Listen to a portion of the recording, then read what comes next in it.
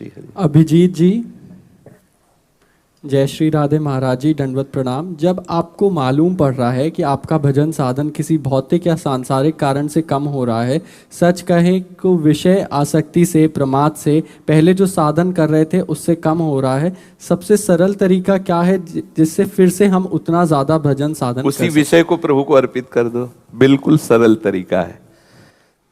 जिस विषय से आसक्त होकर के आप भजन छोड़ रहे हो उसी विषय को प्रभु को अर्पित कर दो।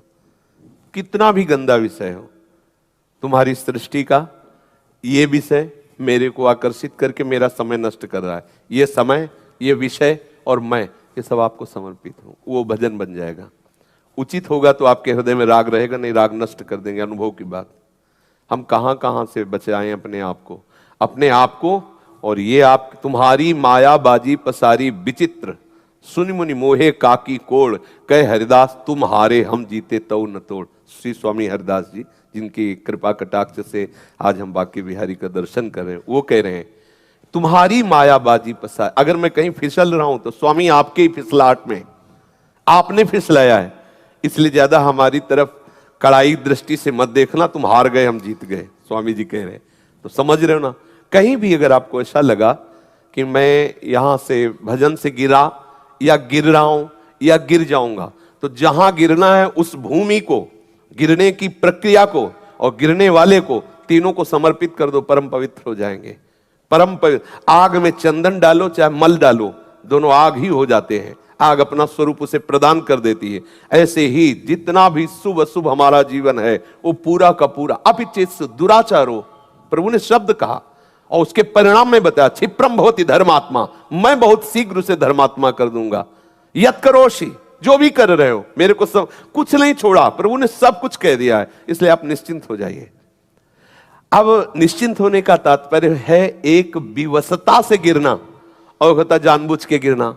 जानबूझ के यदि गिरोगे तो तुम ये प्रक्रिया कर ही नहीं पाओगे। करके देख लेना, बुद्धि मलिन हो जाएगी, कर ही नहीं। और अगर विवश होके कर रहे हो तो एक दिन ऐसा बल आ जाएगा तुम गिर ही नहीं पाओगे, ये विषय तुम्हें नहीं गिरा पाएगा। एक होता है ना कि वो सब भगवत अर्पित करना है ना, तो फिर आप कर ही नहीं पाओगे, क्योंकि वो बुद्धि है ना तत्काल परिवर्तित हो जाएगी। ये सत्संग से पवित्र बुद्धि का निर्णय है। और अपने आप मनमानी आचरण करेंगे तो बुद्धि अपवित्र हो, आपको स्मृति ही नहीं रहेगी।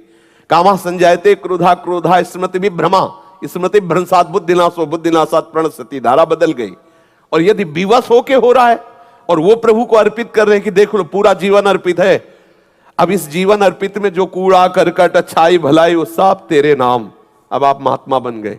अपिचित दुराचारो भजते माम अनन्य भाग, साधुरेव सम्मंतव्य सम्यक व्यवसिता हिस्सा।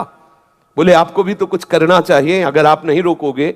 जैसे मान लो आपके लिए हम बोले कि आपको ऐसा करना चाहिए, आपको ऐसा नहीं करना चाहिए, तो एक शरणागति का सूत्र है, अजात पक्षायु मातरम खगा।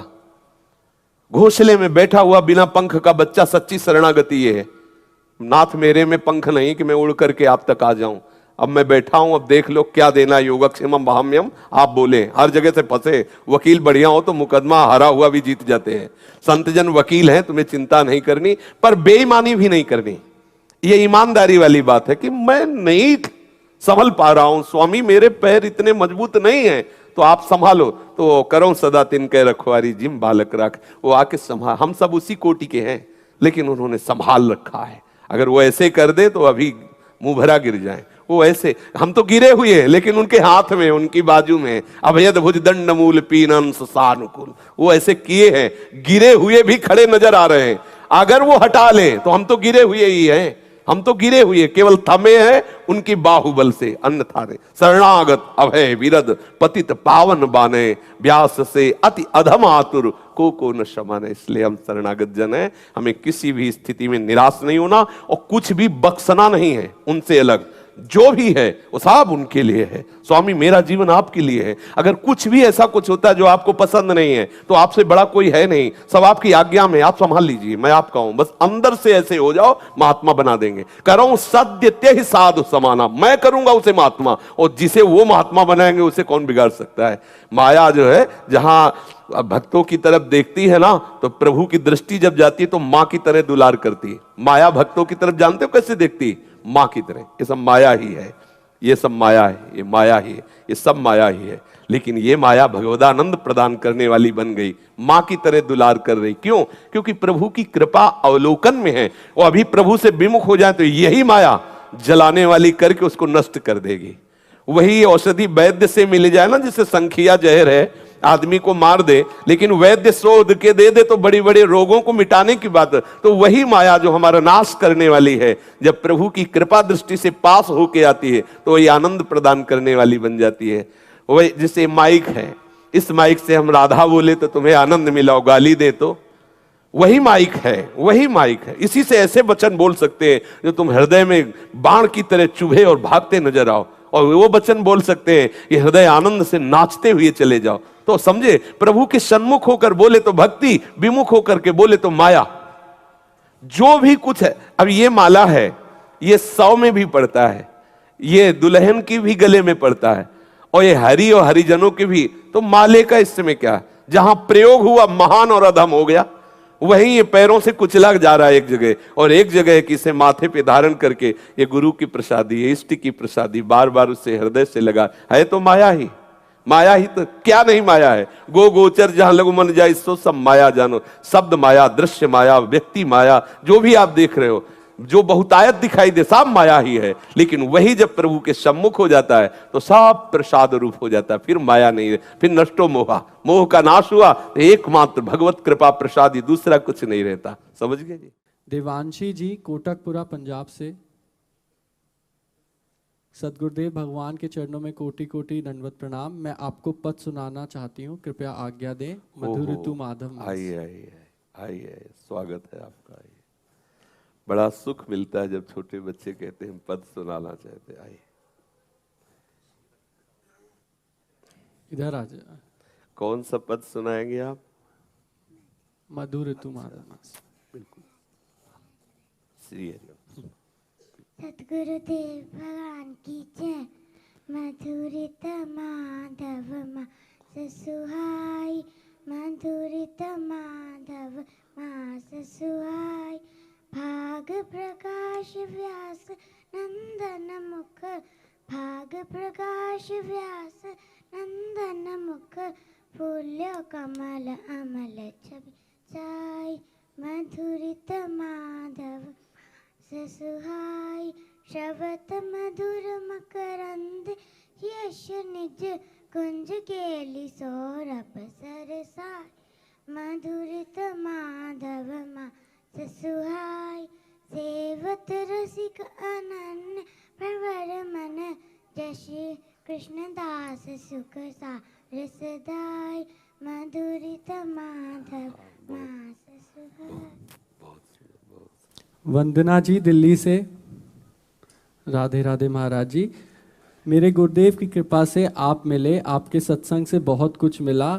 बाबा, पति अगर भजन ना करते हो, पत्नी करती हो और वो संयम से रहना चाहें तो कैसे रहें? और बाबा, संतों का जूठन कैसे मिले? घर पर कोई भी आता है तो पति उसे भगा देते हैं। संतों की जूठन उनके वचन होते हैं।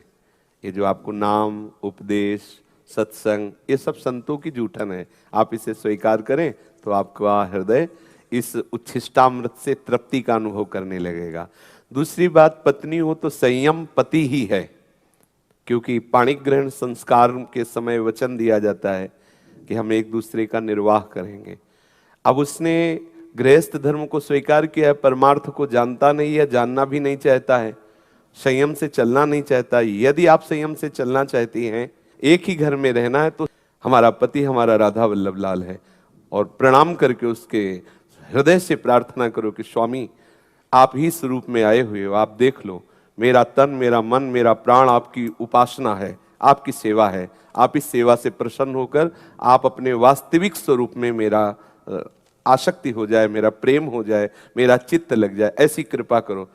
हम यदि पति में भगवत भावना कर ले, और उसके प्रत्येक बार है थोड़ा कठिन, है कठिन नहीं, प्रश्न आ जाएगा कि वो किसी से भी मिलता रहता, हमारे ऊपर अंकुश करता रहता है। यहाँ मतलब उपासना की बात है, यहाँ भावना के तर्क वितर्क की बात नहीं है। क्योंकि ऐसे कितने प्रश्न आते हैं, जैसे ऐसी बातें आएंगी तो ये होता है कि पति के लिए इतनी बड़ी बात कि उसे भगवान मानो, पत्नी को तो हम कह रहे हैं पति पत्नी को भगवान मान ले, आरती करे, पूजा करे, प्रणाम करे, मेरे लिए कोई परेशानी नहीं।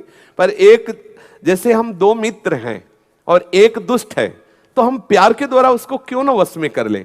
वो समझना नहीं चाहता, मान लो आप सत्संगी हो, आप सत्संग सुनती हो, आप संतों की वाणी सुनती हो, तो वो आपका पति है, वो आपका सहचर है, वो आपका जीवन यात्री है, और वो आपके प्रतिकूल होके अगर रहे और वहीं आपको रहना पड़े तो जीना मुश्किल हो जाए।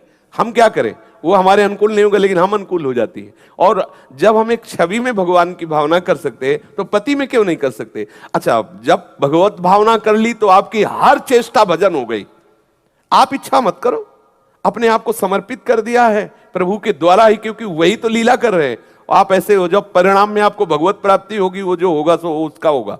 तुम अपने नियम से, अपने संयम से, क्या हम एकमात्र मन कर्म वचन, जैसे प्रभु पद प्रेमा ऐसे पति पद प्रेमा, सपने हुआन पुरुष जग नाही, पूर्ण निष्ठा, वही भगवत साक्षात्कार हो जाए। तो अब आश्चर्य की बात है, जालंधर राक्षस हो वो सती है, हिला नहीं सका, कोई जालंधर को हिला नहीं सका। बड़े बड़े देवता आश्चर्यचकित हो गए। तब निर्णय हुआ कि पहले उधर, अच्छा हरि इतना भी धर्म विरुद्ध करेंगे नहीं। हरि ने ऐसा क्यों किया? क्योंकि उसने तपस्या हरि को ही पति रूप से प्राप्त करने की थी। देवर्षि नारद ने कहा तुम्हारे पातिव्रत की परीक्षा होगी, यदि परीक्षा में तुम पास हुई तो